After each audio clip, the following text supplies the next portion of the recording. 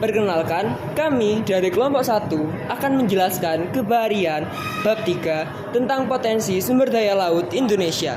Perkenalkan, nama saya Aditya Maulana dari 101 absen 1. Perkenalkan, nama saya Aditya Wahyu dari 101 absen 2. Perkenalkan, nama saya Aftan Yasid Almadi dari kelas 101 absen 3. Perkenalkan, nama saya Gasdi Hendra Putra dari kelas 101 nomor absen 4. Halo, perkenalkan, nama saya Alexius Dio dari 101 absen 5. Perkenalkan, saya Alvaro Surya dari kelas 101 nomor absen 6.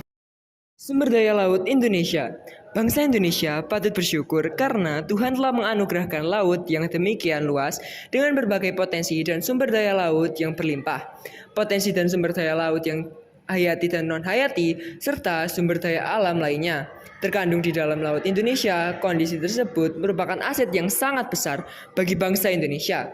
Indonesia adalah negara kepulauan terbesar di dunia. Potensi dan sumber daya laut hayati yang tersedia berupa biota laut yang terdiri dari hewan dan tumbuhan laut.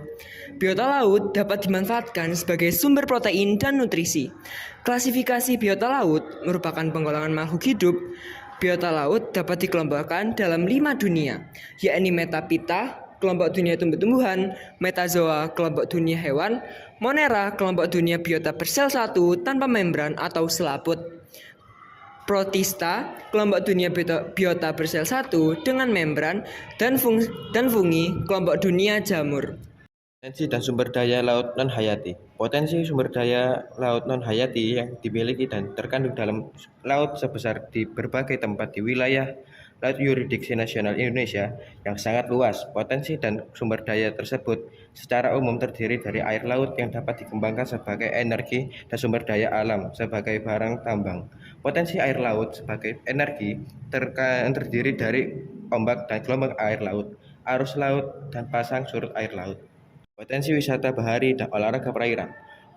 Potensi wisata bahari dan olahraga perairan adalah potensi kelautan berorientasi pada kegiatan dan pemanfaatan sumber daya kelautan, letak geografis, kontur dan keindahan, luas laut dan panjang pantai, serta kekayaan alam dan kebudayaan kebaharian Indonesia merupakan aset yang berpotensi bagi wisata bahari dan olahraga perairan.